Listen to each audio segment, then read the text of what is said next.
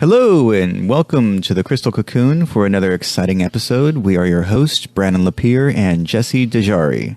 For this episode, we will be talking about the holiday blues and mental health and what does that mean to us light workers and energy healers. Yes, it's very.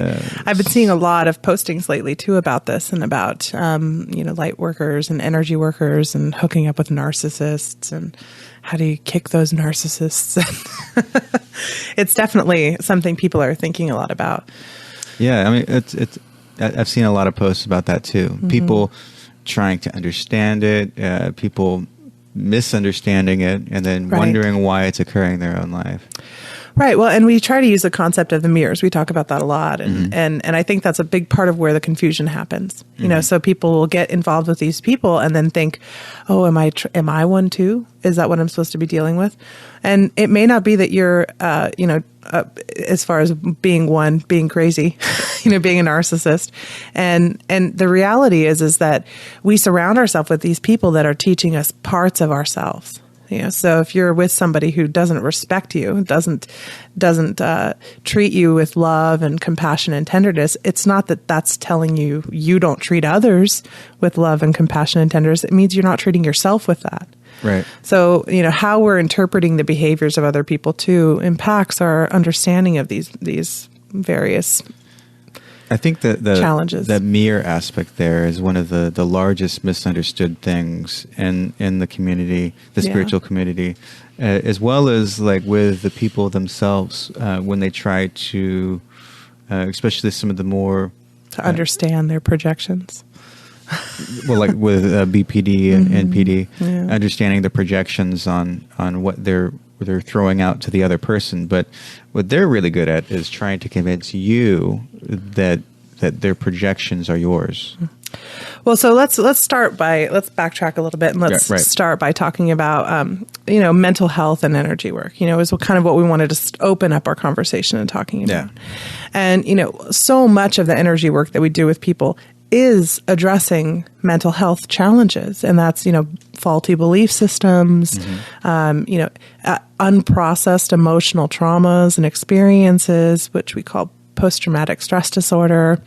A lot of at least a lot of the work I start with people on is getting that kind of mental health care in line. And how does it impact you energetically when your perceptions are skewed? When your beliefs are off, if you find yourself one of those people that's always being treated by others in certain ways, that's letting you know that your perceptions are off, that you're not looking at your mirrors appropriately, and that there's something to address there, some problem, trauma to be resolved or healed. You're giving me this look. Oh, I was just thinking about something as you're talking. Sorry. That's okay. I was like, wait, did I go to another planet? I know, I kind of was on another planet for a second. Just for a second. Just for a minute there. Yeah. Yeah.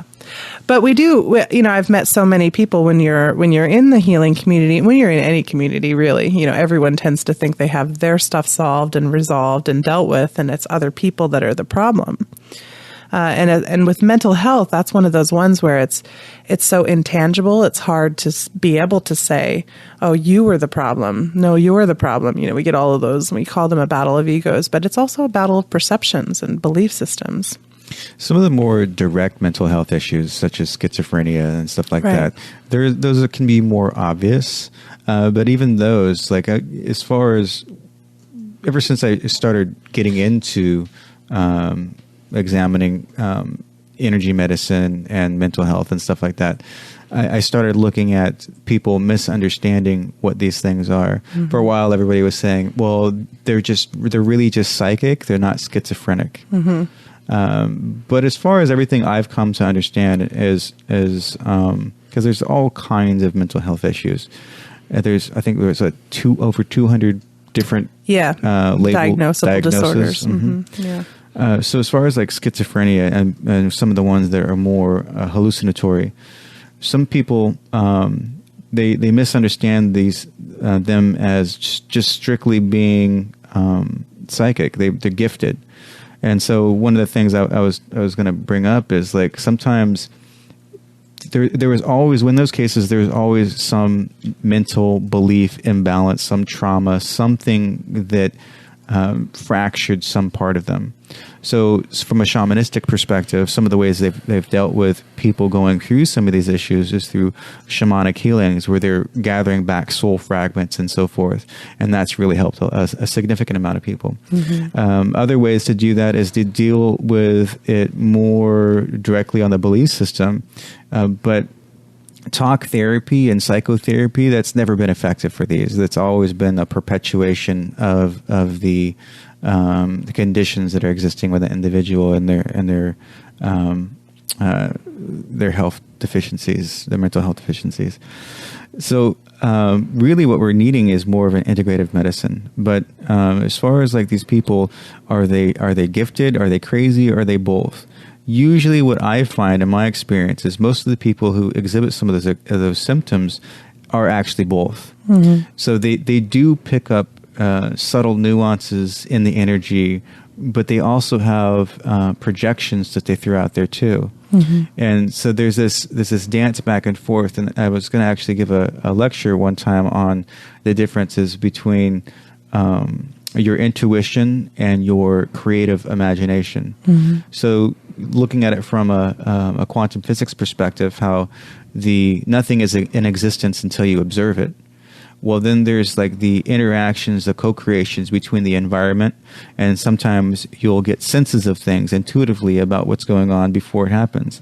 But then when you work on a construct like a modality like matrix energetics, you're using your very creative powers. You're using your powers of creation and manifestation, intention to influence something else, and it's through this manifestation that these images appear. And so you can create images the same time you can some of these things you'll be seeing. And so that's why I say it's always in my experience, it's usually both. Some of them are just they don't have a whole lot of interaction with that intuitive part of themselves, but they have enough of something awakened where they actually see the manifestation of these hallucinations. And so, I think sometimes it is both. What's common for people with borderline personality disorder, which I wasn't even aware was an actual disorder. I thought it was a borderline on the line of, what does that mean? Definitely one of the more difficult ones to diagnose and to treat, especially the one that's considered invisible borderline. But with them, one of the commonalities is that they're highly emotional, and that they're also pretty intuitive. They can pick up on subtleties in your field or in your body language that a lot of others can't. A lot of psychologists will talk about the subtleties they pick up. And I know from the person that I had in my life with borderline personality, she was also considered herself an empath and highly intuitive. And I know another person who has borderline person in their history, and they were also considered themselves along these lines too. The difference is that the mental health in that instance warped the emotions and the intuition to where they were indistinguishable from one another. Well, it put a filter of belief systems over the intuition. Right. So it's the filter beliefs, but it's also like their emotional states. One of the conditions of borderline, and you know this, but I'm basically speaking for the people, is that some of the characteristics is that what they believe to be right for themselves must be right for everybody else. They warp facts to fit their own beliefs. They warp facts to fit their own agendas and goals, and they do it kind of more subconsciously on autopilot. Well, to perpetuate what they're seeing. Yeah, and like a kind of a self-protection mechanism and so forth. And a lot of them have varying degrees of depression, very unstable, anxiety, fear of abandonment. They can't hold a job. So they've got like these series of things that's wrong with them in one collective package. And one of the things is like they have a hard time distinguishing what's real or not. and the emotions, though, what they believe for themselves and warping the truth to fit the facts, the emotional state of what they're reacting to is really a trigger, but they wrap that in and can't distinguish that sometimes from their own intuition. Right. And so that's something I've seen more than once in the healer community. Yeah, for sure. Especially, I mean, I had a reading once by a woman who the whole reading was all it was all skewed to being about relationships and love, and for me, I'm married. I'm not looking for a new relationship, so I was kind of like, interesting. And all of the information that she gave me was skewed in this bent. And then later, I found out, like, I saw that she was, she's really promoting all these love talks, love conversations, and what is it? And then there was something she had said about wearing a wedding dress, and I was like, oh, okay, so she's really just in that focus. She's focused on this right now. So you do, you're going to get some of that too, where readers are, they're working on an issue. And then again, there's also the concept that we go to people, we're drawn to those who are going to teach us and show us something that we don't want to look at.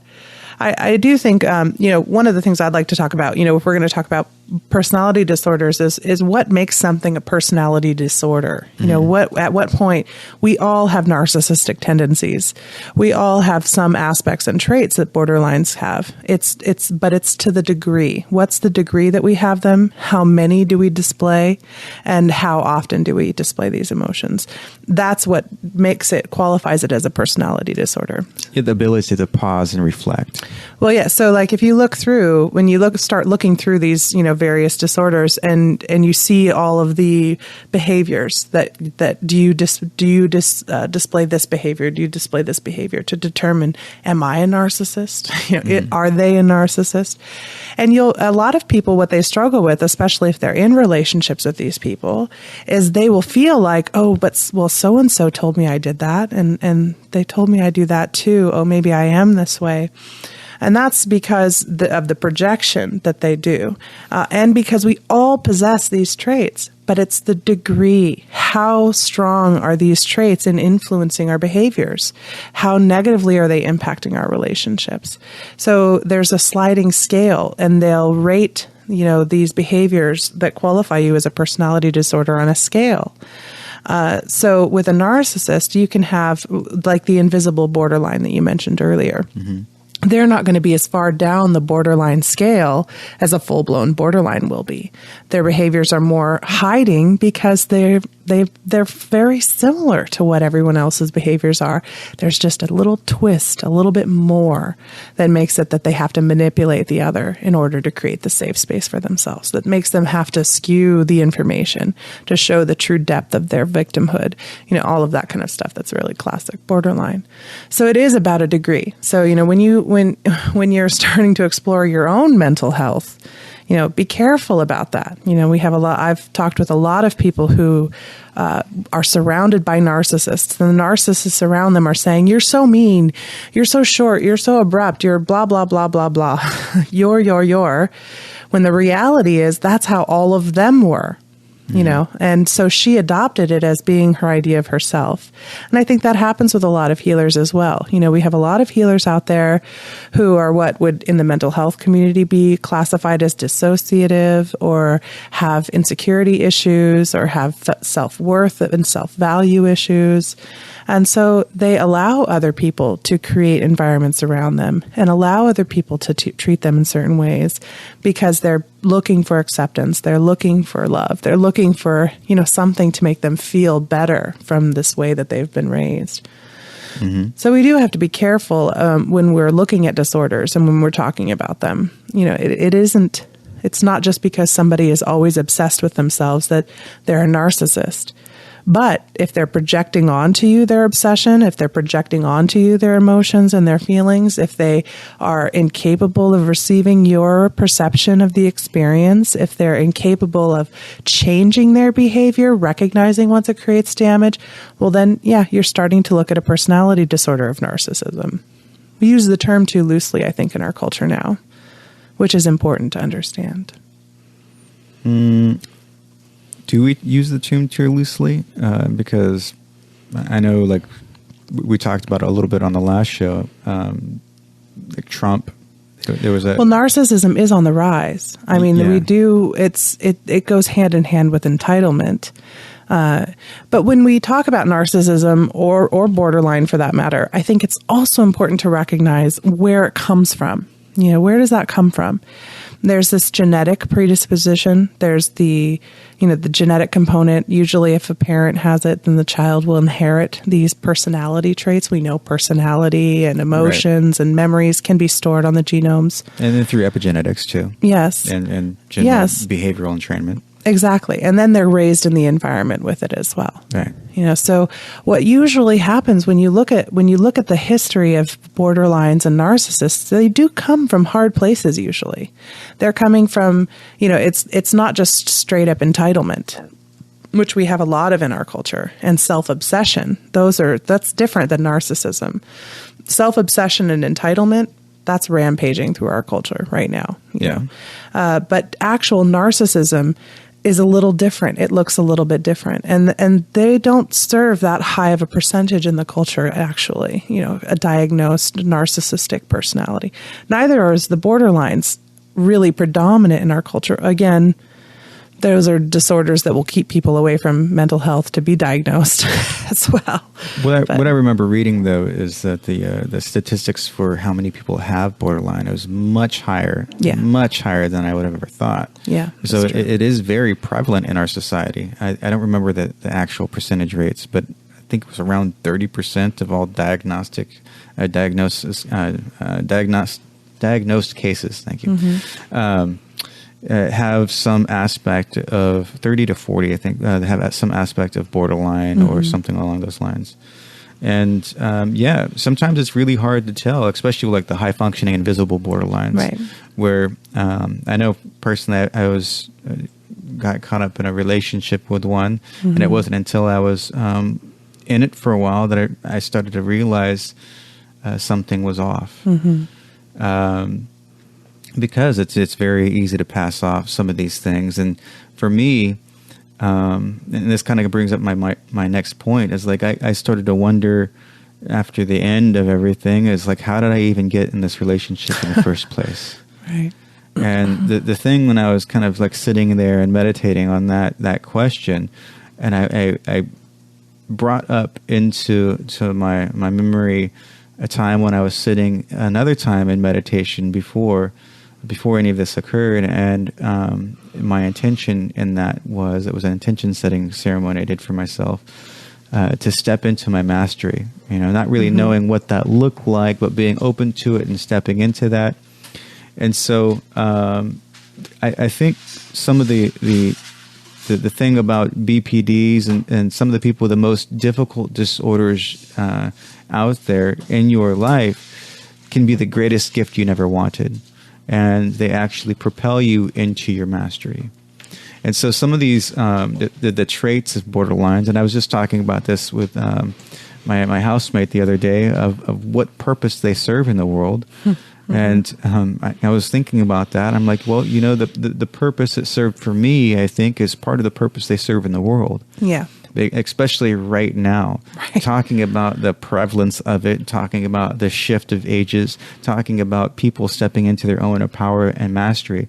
So what that did for me is some of their traits are making you question everything about yourself. Yes. That you even can start to lose your identity into the questioning of self. Yes. So before that I was so into introspection. And then when she came along, it was like, is that me? Is that really me? Am I doing that? And then her being both very psychic, intuitive, she projected these images out, and me being also psychic, intuitive, I would see the images that she's projecting. And because she really believed what she was projecting, it seems true. Right. And so then I started to self-doubt and second guess what I was getting for myself. And so I went through this process of like being broken down and then questioning everything and like not knowing where to go. And then when I would step away I would start to see the truth of it. And but I really noticed the subtle influences in that energy, and I noticed a deeper truth than the surface of how to read people, how to read beyond the person's projections. And so it really did help me step into this place of mastery. Exactly. And even furthering on past that point, it was this person bucking and kicking in every different aspect of their life and trying to put their influence onto you. And it really is this thing that it pushes you into this place of stepping into your own power because you have to. Yes. And in learning that, even though it may seem like it's the harder choice, because it is, like dealing with it is the hard choice. Very Walking hard. away is the easy choice. Yeah. So if you're put in a position where you're forced to do that, it's not easy, but in the end, you're going to step into this space of mastery, and that's what that did for me. Yep. And yeah. And that's for myself, I found myself in a marriage with a narcissist. And I was like, oh my God, what did I do to deserve this? Oh my gosh, why is this happening to me? And first of all, what I realized is, oh my gosh, I surround myself with narcissists. They're all narcissists. My best friends were all narcissists. My partner was narcissist. My mother's a narcissist. And it took me a while to get to the point where I realized I was really trying to figure out my relationship with my mother. And so I was creating all these other relationships as a way of understanding that and figuring that out. But the other piece of it is you're right. It is a mastery of self. It all comes down to, I myself didn't have a self preference. I didn't really give myself permission to have a preference. Like if you ask me what restaurant do I want to go to, it is rare that I'm going to have an opinion on that because I'm like, whatever, I can go wherever. I'm totally malleable, and I prided myself on that. But the truth was, I just didn't know what I wanted. I wasn't connected to myself. I wasn't listening to myself. I had no idea how to give myself the permission to have desires, the permission to have an expression, a viewpoint that was different from those around me. I allowed myself to be completely malleable. And so, I ended up with a person who was like, I'll shape all that for you. Let me shape it for you. And then I'm like, wait, no, I don't like this. I don't like how you made that. That's not the right shape. And so I had to learn how to express my viewpoint and it be completely different than somebody I respected, loved, and lived with, and be okay with that. I had to learn how to be confident in what I'm expressing in the face of total destruction of me. My husband would tear apart anything I would try to bring up. And I had to learn how to be like, no, I know this truth. I know this to be a truth. And I'm good with knowing this to be a truth. I don't need you to agree with me in order to feel like my truth is now accepted. There's a lot of things that we learn from these relationships. And until we start to look at what we're supposed to learn from them, we just continue to be beat up by them. Or repeat them. In different forms with different faces. Yes. I kept having these friends that were women that were really strong. And that was why I picked them. I'm like, oh, she's a badass. She's so tough. Like nobody's going to mess with her. And I would become friends with her. And I would, there was a part of me that felt like, ooh, this woman who's totally unaccepting of anybody else. And she accepted me. It made me feel a little special. That was part of the lure, the hook. But by the time I got far enough into the relationship, you mentioned this earlier. How did I get in this relationship? Because they don't all start out evil and awful and nasty and horny toad. That's hiding in the background. They start out sweet and I think we also got to be careful about using the word evil, though. Right? Yeah. Well, evil. But we hear so many people talk about narcissists and borderlines as being evil, labeling them these terms as well. And I think you're right. We do have to be careful about using that kind of language. Yeah. But we don't start our relationships with these people because they're showing us all of this bad stuff on outside. They're hiding all of that. It's the analogy of the frog in the pot of boiling water. The water starts out cool and tepid and you heat it up slowly. So, you find yourself in the relationship and then all of a sudden you realize, oh, I have no personal power in this relationship. So I kept picking these women that would be so dominant and strong. But what I really wanted to learn was how to be strong and dominant myself, not dominant, but strong and confident. And so I was going to the extreme with these examples. I was picking people that weren't strong. They were domineering.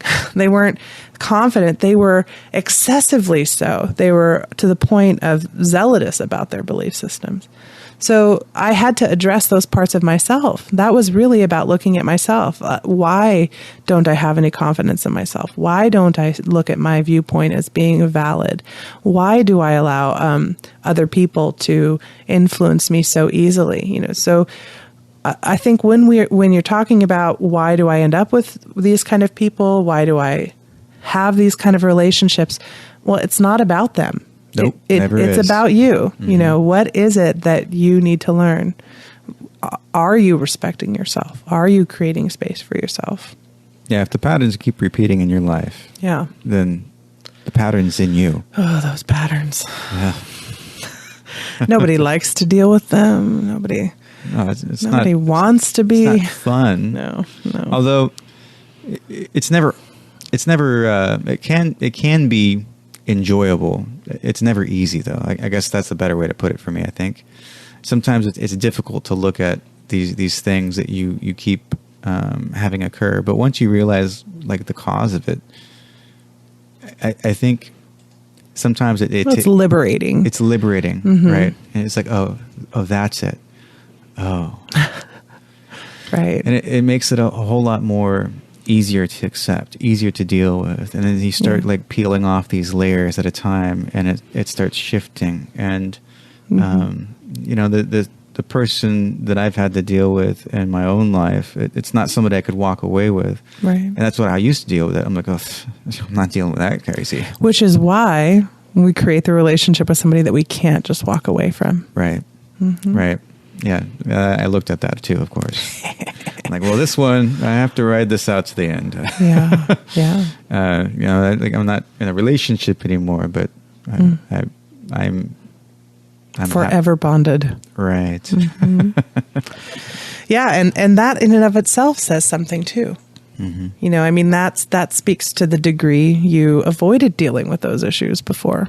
Right. And same with me. My therapist used to say, wow, you sure married into the Olympics of marriages. And I was like, well, I came from the Olympics of childhoods, let me tell you. So I needed that. I still say, my husband and I we just celebrated our 13-year anniversary of being together and of our first date. And 13 years later, we've been through a lot. We've gone through a lot of trials. When I first married him, I couldn't call myself an adult or a woman without cracking up. Like, seriously, I couldn't even sometimes get those words out. Like, I just couldn't do it. And I now have no problem calling myself the adult, no problem stepping in as the mother adult figure in a space. Congratulations, Jessie. Thank you. Yeah, I'm very proud of you. That was really hard. I can't tell you how hard that was. I don't want to grow up. Seriously. I was a total Peter Pan. I had no interest in being the adult in charge. I remember I was actually at the playground with my son. He was like 3 or 4 and there were these kids and they were breaking bottles on the blacktop.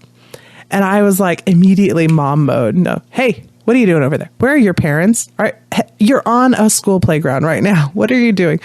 And after it was all done, I went back and I was telling my therapist about it. And I was like, and I realized I am the only mom here. I'm the only adult here that's going to do anything. So I had to stand up and do it. Yeah. And she was like, well, how did it feel recognizing that you're the adult in the situation? I said, I felt good. I felt empowered. I felt strong. And it was just, and here I am with kids. But it was the beginnings of that process of kind of stepping into myself. And I realized in that moment, like, how much I create of the problems between my narcissist husband and myself, that I wanted it to all be his fault. But the reality was I'm also queuing him up for what I need to learn. Absolutely. Yeah. In my own journey, with my BPD, one of the things I learned was total self-control. Because before, the way it's tended to be acted out is like these aggression tactics, these trigger points, because they know how to trigger you. They know how to reach in there and get all your little buttons and activate you so they could prove that it's your fault. And I for a long time, I would be so good at keeping my zen, keeping myself in this good space, and then that happens. I'm like, if I could, They're masters of that. Yeah. And so it really, again, brought me into a place of mastery where I could learn to master my own energy, or I learned not to be triggered by the outside, regardless of what's being flung at me. Right. Yeah. Well, and another thing is what it's taught me is total compassion. Oh, absolutely. Because the reality is that, BPDs and NPDs, what they really are really wounded, damaged little kids inside that are acting like these big, scary monsters, because that's how they protected themselves. That's how where they're operating from. And, now when my husband gets into a really negative space and his behaviors start to go off, where before, when I was traumatized, when I was damaged, when I was in a state where I was still trying to, unknowingly use him to process my own traumas, when I was in those places, I was reactive to his behaviors. His behaviors were triggering for me. They felt traumatic to me because that was showing my own damage.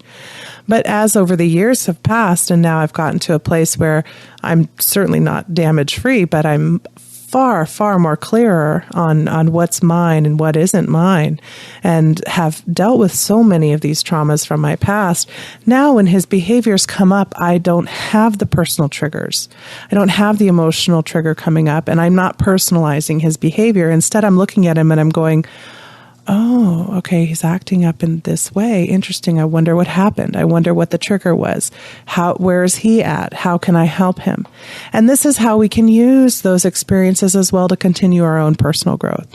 If you're not traumatized, you're not triggered, then you are in a place where you might actually be able to help that person. You might actually be able to create a space where they can feel safe and not need their little monster to protect them. And you certainly can't do it before that. No, you can't.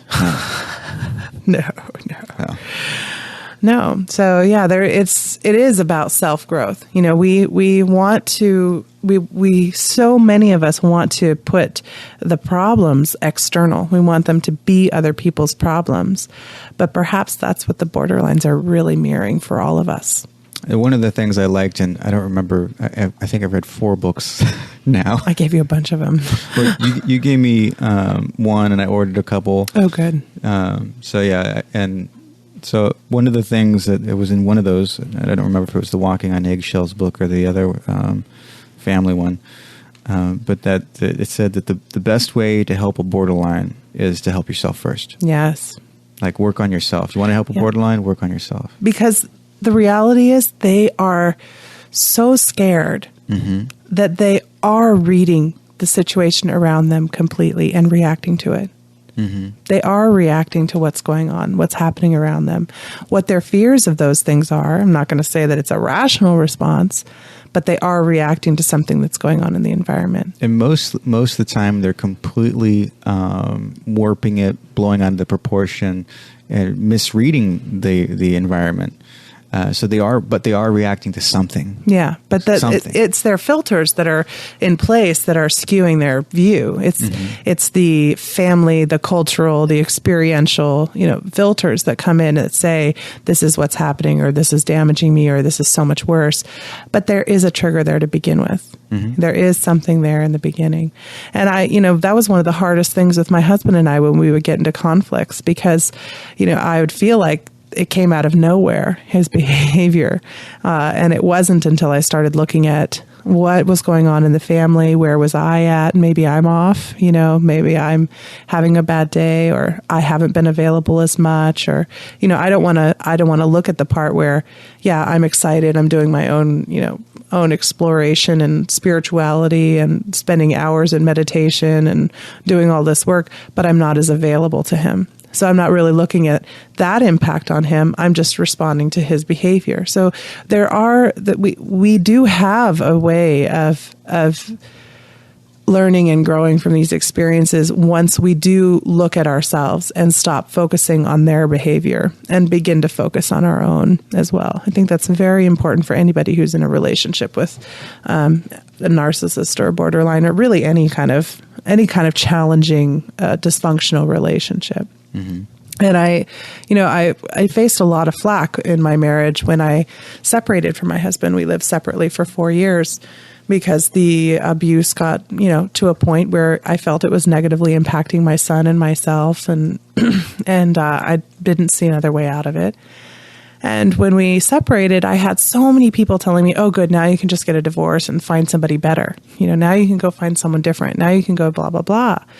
And for me, I felt like, well, first of all, I have a kid. I have a kid, and this is his father. It's going to be his father forever. So I owe it to my son to help his father in whatever way I can to be as good of a father as he can be. I owe that to my kid because I chose to have this child with him. And I also felt like, and I owe it to myself, because if I don't deal with this now, I'm just going to go pick another narcissist. And then it'll be a step-parent narcissist for my kid to deal with. And so he'll have his dad narcissist and a new step-parent narcissist. Well, that's not going to work. So for me, I made a really conscious decision, and I took those 4 years. We both did, my husband and I, and we did self-work. We didn't try to fix the marriage. We didn't try to fix the relationship. 2 of those years purely focused on self-work. What are my problems? Where am I coming from? I need to deal with my traumas. I need to deal with my past. I need to start addressing the triggers as they're coming up. Once we were feeling stronger in our footing of ourselves, then we started addressing the marital problems, the marital challenges. How are we coming together? And what we find, and what we've found with working with therapists over the last 10 years, it's usually not the dance that people have problems with. It's how they come to the dance, how they bring themselves to it. Absolutely. So marriage counseling isn't generally successful if it's not also coupled with self-work. Mm-hmm. So that's why I didn't just leave the narcissist in my life, why I decided to stay, and I still sometimes feel myself on that fence when we go through hard times, and, as anybody does. But I also find myself growing more and more at every time that we have some sort of outburst or conflict. Well, I left as far as I could. Yeah. Because it wasn't healthy for me to stay. Yeah. Yeah. Yeah, and everybody has to make that choice on their own. That's another thing I talk with people about too is, just because I did decide to stay, the only reason I was able to stay is because my partner, my husband, was willing to say, I'm a narcissist. I have a problem. There's a problem with my behavior, and I'm willing to correct it. I'm willing to do whatever I have to correct it. And it's taken 10 years, and he's in far better control of that aspect of his nature than he's ever been in his life, because it is a long, slow, hard process to change your perceptions of reality and belief and recover from your history. But the only reason we were able to do that is because he said that, and for a lot of people, I never judge when somebody decides to leave, because usually it has to do with one partner not being willing to see or identify what their problems are, and what their contributions are. That was absolutely the case for me. It's like they weren't willing to say, hey, this is what's going on for me. Right. And yes, I had an issue here, but I'm willing to work on it. Yeah. And it didn't even get so far as the acknowledgement. Right. If you can't have acknowledgement, then there's nothing to do. No matter what we did, it was my fault. Right. And that's part of the characteristics of borderline, of course. But that's the difference between the borderline and a narcissist too. Well, not entirely, actually. Not entirely. Yeah. No. Yeah, both groups are, it's very hard to get either one of those two groups to recognize there's a problem. I mean, it would be like somebody coming up to you and saying, Brandon, what color's the sky? And you say blue. And they say, no, I've been telling you, it's pink. It's a pink sky. You'd be like, I'm looking at it and it's blue. I'm looking right now. Well, that's how they feel. about their perceptions. I'm looking at it and I'm seeing this. They can't change that belief system, that perception, until something happens that makes them go, wait a minute. Like for my husband, we started with marriage counseling. You know, I was like, well, this can't keep going on. This is not going to work. This marriage is not working. And he was like, okay, fine, then I'll do marriage counseling. And we're sitting there, and it was 2 years into our marriage counseling. And he had said to the therapist, he was like, oh, why is it always about me? How come we're always talking about me? We're never talking about Jessie. It's never about what Jessie does. It's always about what I do. Does she even need to be here? And the therapist said, I don't know. Does she? And he was like, so you're saying she doesn't need to be here? And she said, well, I do believe that we could accomplish a lot if we were able to focus in more on you. And he goes, so are you trying to say I have a problem? And she goes, well, I'm not saying that you have a problem. Do you feel that you have a problem? And he goes, well, I feel like I'm always the subject of the problem. She goes, well, why don't we start addressing that? And he goes, does she need to be here? And she goes, I don't know. Do you need her here? And he goes, well, no. She goes, okay. So then from that point forward, they scheduled individual work. And I was like, ooh, yeah, I so didn't need to be there.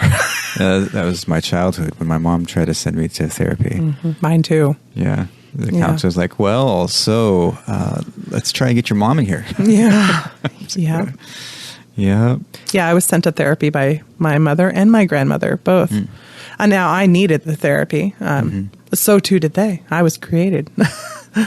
With my therapist, we mostly talked about what bands we liked and some musical taste. And yeah, he's like, you're a normal kid. Yeah. You've got some issues with depression and anger. Right. Rightfully so, but... Right. Yeah, so, I mean, it's easy to see, like you mentioned earlier, I was working out some mother issues that I had through my relationships and dealing with some of the pain and trauma that I had and manifesting in different ways through that. So yeah, that was definitely part of the self-work that I did too. I found that some of the reoccurrences with not only this particular relationship, but other relationships that I had that had certain instances of borderline tendencies. Right. That's actually how one of my relationships ended, is because I saw that, and I didn't want anything to do with anything remotely that looked like that ever again. So I was just like, I'm out. This person wasn't willing to look at their own stuff. And you didn't learn anything from it. Oh, I did, so you though. had to repeat. I did. You know, I was still, of course, learning through the other piece. Right. But through this piece, it was a much, much, much more toned down version. That's why we do it that way. So, I mean, I had worked through so many other pieces already, and then it popped up like that. And I'm like, I don't want any part of a repeat.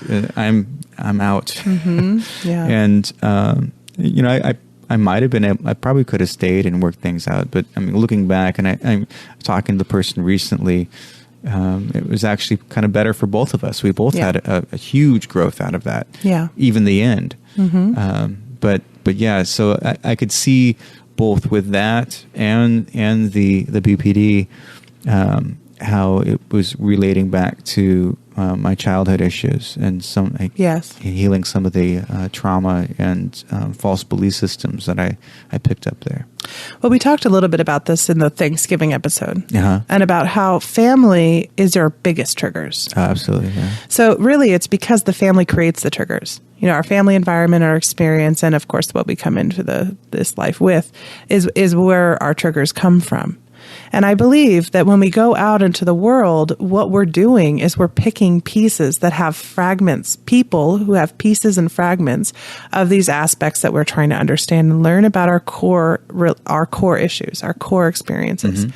So, I kept picking really strong and dominant women, because I was really trying to understand what's the difference between being strong and being dominant. What's the difference there? So, and we pick in pieces. We take it in pieces. I took in pieces trying to understand my brother and my relationship with my brother, with male friends that I was creating relationships with. We do this because those people don't have the power in our lives that our family has. We can walk away. We can leave them. We can be done with them. We can change our relationships. So we feel a sense of empowerment with these people that we don't feel with our family. And then we go through and we act out the behaviors and into pieces and smaller bits so that we can chew through it better. Well, the interesting thing is that I've already done a whole lot of healing with my mom, and as far as like the childhood I had, and the person I grew up with, and the person she is now, they're like night and day. Yeah, so she's completely different than she used to be, and she's recognized a lot of the things that she was doing, and she's healed a lot. She had some her own mental things that she was healing and moving out of. So coming to a place where like now she's like, we have a really good relationship. We're really close to each other. And so I didn't necessarily have any further triggers with her. And it wasn't really obvious. And so it was one of those things that like I forgave her. We worked through it. We cried through it. We did a lot of healing. But then there was this this underlying core belief system that was ingrained somewhere that I held on to and believed about myself. Right. So it wasn't this obvious trigger that existed within that family dynamic. It was more the subtlety of the core foundation piece that I still had to move. Well, and then there comes into play for that in that instance. There comes into play the part where you're like, oh, can I still be mad at her about this? Because now we've worked through it. Now we've recovered. But the reality is there's still the wounded boy that went through the experiences, that still has the beliefs, that still has the filters in place, that still has the triggers. But now he doesn't have the mom to be mad at anymore because mom's all better. So that's going to make it even more of an externalization of learning and growth, because now the person that you really had the growth that you needed to do it with doesn't exist anymore. Right. That's part of that inner child piece, right? That inner child healing. Yeah. And that's one of the things I learned through this process is that, I forgave my mom now. I forgave everything about who she is now. I forgave my experience to the mother I have now. But what I didn't see that I didn't do is go back to that point and forgive her from the perspective of that child. And that's the one piece that one of the pieces that I really got out of this last relationship, and looking at that, re-examining everything. Yeah.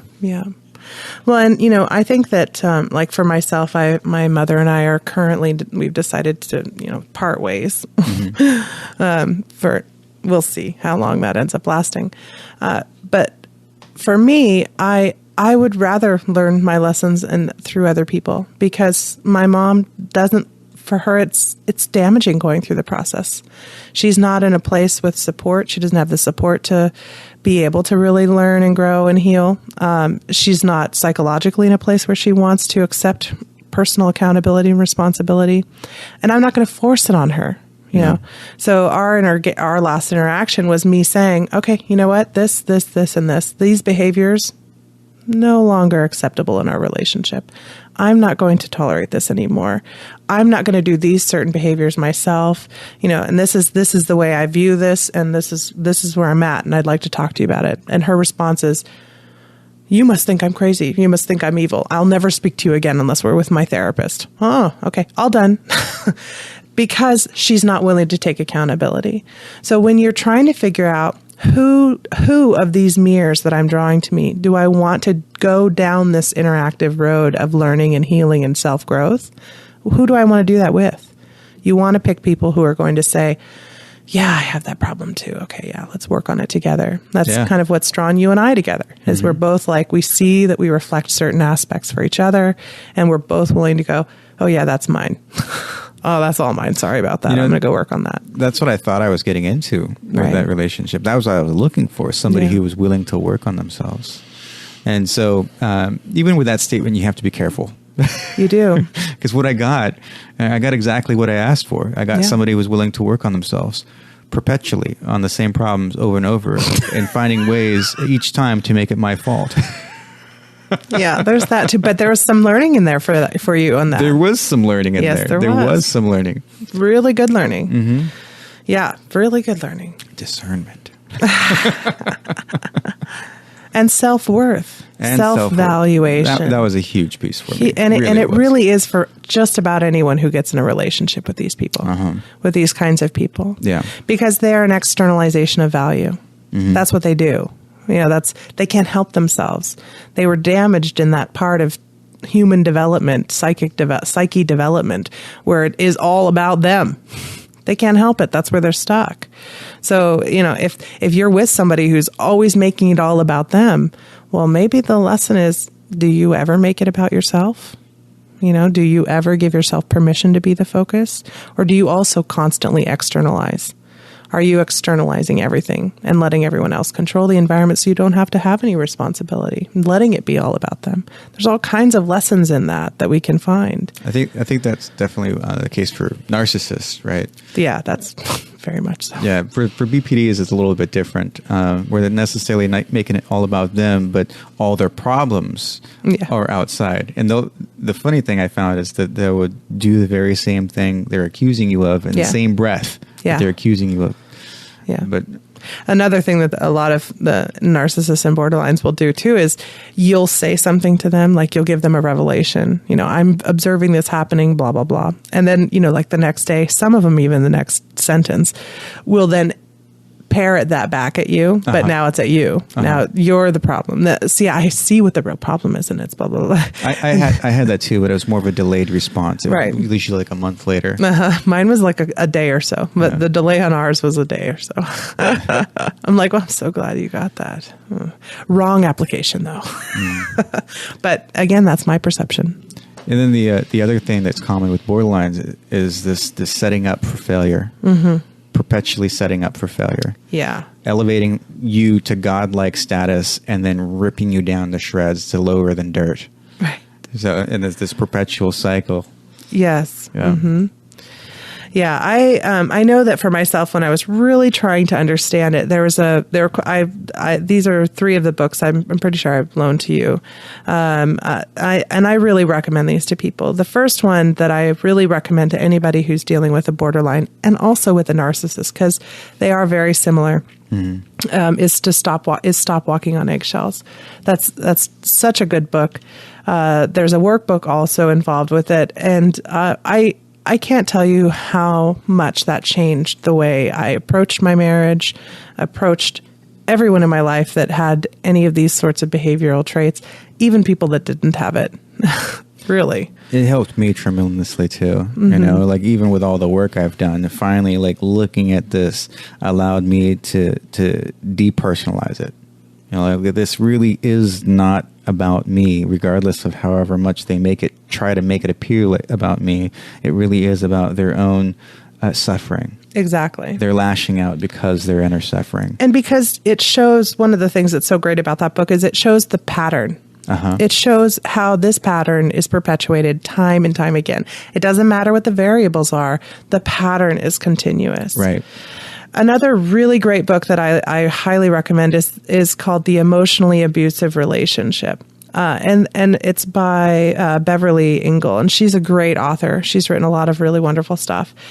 This book is another instance where it shows you the pattern of emotional abuse. And emotional abuse is what's used as the primary mode in borderline and narcissistic personality disorder. I'm not sure if you got to that one. I gave you a bunch of different books to read. I didn't read that one yet. And the third book that I recommend to people is called Codependent No More. And the reality is, codependency, nobody wants to admit to being a codependent. But if you're constantly thinking about how somebody else needs to do this a little bit different or change or could improve, you're codependent. You're managing yourself by managing others. If you're constantly finding yourself focused on how other people are interacting or behaving, you're being codependent. So this book, for me, I didn't want to admit it. I didn't want to face it. I didn't want to think of myself as codependent. But the reality was I was doing that. And you're not going to be in an abusive relationship if you're not codependent. End of story. And nobody wants to hear it. Nobody likes to think about it. But this is one of the reasons I recommend this book to anybody who find themselves in an abusive relationship, because this will teach you how to stop creating patterns that require another abuser to be a part of it. So it's really those are my top 3 books that I recommend to people who are trying to understand or overcome why do they keep finding themselves in abusive relationships with narcissists? Why are they surrounded with narcissists or borderlines? Are they themselves possibly one? These 3 books are really very good. There's many others. Those are just my own limited perspective. I hope on our discussion group, anybody else who has some good recommendations will post theirs as well. I'm very curious to hear what other people have to share. Well, I personally really liked the Stop Walking on Eggshells book. That was like very, very key for my understanding. Another one that I got that I really liked was The Essential Family Guide to Borderline Personality Disorder. Oh. And that was kind of along the same lines of Stop Walking on Eggshells, but it had some different takes, and I think it with the complexity of that condition, it's good to get a bunch of different takes and angles. It is. So that's why especially borderline, right? The other book I got that I liked because it helps put you in the mind of a borderline is a book called The Buddha and the Borderline. That's awesome. Yeah. I have to borrow that one. Yeah, I liked it. It's basically her personal memoir of how she was diagnosed and her journey through borderline and how she was able to come out of it through treatment with this certain kind of dialectical behavior therapy. Oh, cognitive behavioral change therapy? No, it's actually called dialectical something behavioral therapy.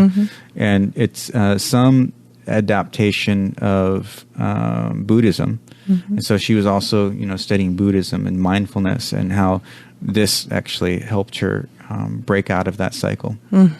Yeah, that's awesome. Yeah, it's very entertaining, though, and too. It's very rare. Very, very rare. As you read more about it, you'll find it's extremely uncommon for people who have borderline to recognize it, to admit that they have an issue. I mean, to really in their soul admit it and know it, understand it, and change. Well, that's one of the huge problems of whatever it's the visible, non-functioning, low-functioning borderlines or the high-functioning invisible is to get them to admit there's a problem. And I watched another video and I was trying to look through and research all this information on why nobody with mental disorders admits that they have a mental disorder. Because it's like who wants to admit that they're having a problem and it's not everybody else, and that means there's something wrong with them, and you can't admit there's something wrong with you if you don't see anything wrong with you, because it's business as usual for you. Well, it's kind of like when you're a kid and you go into somebody else's house and you're like, oh my God, your house smells so bad. Like it just stinks, and you don't, and then they come to your house and they think your house smells bad, but your house smells like your house. There's no smell there to you. The same thing happens in our personality, our perceptions, our behaviors. It's like when we go out and we start seeing my son, he didn't realize that the food that he has at home was weird until he started going to friends' houses and saw that they got soda pop or candy bars or he'd never even had potato chips until he went to a friend's house, and now he's obsessed with them. He works to buy himself potato chips. It's ridiculous. But we don't know what's outside of ourselves unless we let ourselves get outside of ourselves, really. Right. And that's the big hard one. Not most people don't know how to do that. Yeah, absolutely. Don't have the support, the structure, the understanding. So that makes it even that much harder for them to say, oh, you mean there's something wrong with me? You mean you're not crazy? I'm crazy? And it's that fear of being labeled also. Crazy, like you just said. Exactly. I'm always the one saying, I own my crazy. I'm crazy. I love the word personally. It doesn't hold the same stigma for me as it does for other people, but 50 Shades of Crazy. Exactly. Fuck. I'm like 1,000 shades of crazy. I like all the in between. Yeah. I think, so a lot of us, especially people who are borderline or narcissists, they fear being diagnosed because what does that mean about them? Well, that's the scariest part. And what's gonna happen moving forward? Now they're unveiled. They're already scared to death of what other people already will think of. Terrified that anyone's gonna know what their internal monologue is. Yeah, they don't want anybody to think bad about them. That's part of why they keep up all the illusion. It's for themselves, and it's because, good God, let anybody else think anything bad about me. Right. My world will fall apart. Right. And then, and also there's a lot of for people who are with them, there's a lot of, conflict. I've gotten into conflict with some women on a partners of narcissistic abuse site because of the way that I speak about people who have narcissism or who have borderline, because I do feel a great amount of compassion for them. I recognize where they're coming from. I see what the fear that's driving the behavior. And I get into trouble because they want the victim. They're like, don't blame the victim. Your attitude is blaming the victim and making the victim responsible for the other person's behavior. And that's not my intention. That's never my intention. My intention is to get all of us to own our victim status and not use it anymore. Yeah. Well, right. I mean, from the spiritual perspective, you have to look at the mirror aspect of where this whole thing comes from in the beginning. From the beginning, why are you attracting this pattern? And that's not something that's typically talked about in the psychological communities. No. Mm-hmm. Yeah. And you do have to recover. There is a recovery period that you must give yourself permission to have. And it is damaging. It is painful. It is a suffering experience to be in an abusive relationship with a narcissist or anyone with a personality disorder. Mm-hmm. So this isn't to dismiss the pain that you're experiencing or that you may be in right now, but it is to say, you do have the control. You do have the power. You can change this environment. You can change this situation. And it does take looking at yourself. As long as you're pointing that finger at the partner who's doing the abusive behavior, nothing will change. Yeah, I would recommend to anybody, if you're still getting triggered and angry and resentful, to really check out any one of these books, whatever you feel drawn to. But it will really help get a greater understanding and allow you to be more compassionate for them and their situation, because a lot of these things are impulses that they really don't have any self-control over. Mm-hmm. And it stems from a long-term core wound that they've had probably most of their lives. And so for you to come and say, well, we'll just change it and be different, that doesn't usually work very well. Right. And because, with narcissism and borderlines, because they're so externally focused, because they literally are like this big mirror, a one-way mirror. What happens when you do the you need to change, you're behaving abusively, you're hurting me, all they use is you. That's the only language they can use back, because that's kind of part of their problem. Mm-hmm. But if your language translates into, I'm feeling this way, I'm frustrated, I'm hurt, I need to do differently, I want this to go differently, then their language changes too, because that's the mirror. Yeah, and when you resolve your triggers, you resolve all their ammo. Right. Yeah, there's nothing left for them to fire back at you. Right. It's just they only have their mirror sitting there, and you in this calm state reflecting back.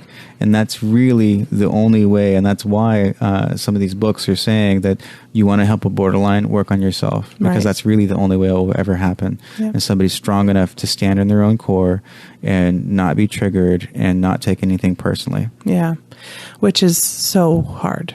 Oh, it is. It's the biggest work I've ever had to learn to do. Yeah, absolutely. And I'm still learning it. Yeah. So, just remember, if we send each other all love and compassion, there's a lot more room for growth and development. But so long as we stay focused on, the damage and the abuse and the trauma, well, then we're not healing and growing. We're just hurting more. Yep. So I think that wraps up our show for the day. Mm-hmm. Thank you all for listening. And keep a lookout. Pretty soon we'll be coming up with our new webinar about busting through your blocks, how to work through all those challenges that maybe you're aware of, maybe you're not.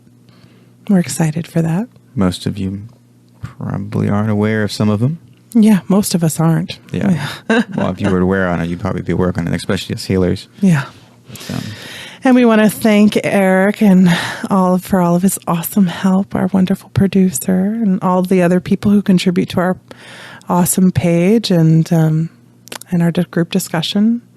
And thank you for all the listeners who continue to encourage and uplift and be a part of the community. And if you have any questions, be sure and email us at TheCrystalCocoon@gmail.com or post any questions on Facebook. You can watch us on YouTube, iTunes, Lisbon, and I don't think we're doing the Tumblr anymore, are we? I think we just post the show on Tumblr and tweet. No. We don't really tweet. We're not really tweeters. No. We just post our show. Watch it, don't. Tweet. Or not. Yeah. But it's there. It is. We were told to represent there, so we're representing there. Okay. Try.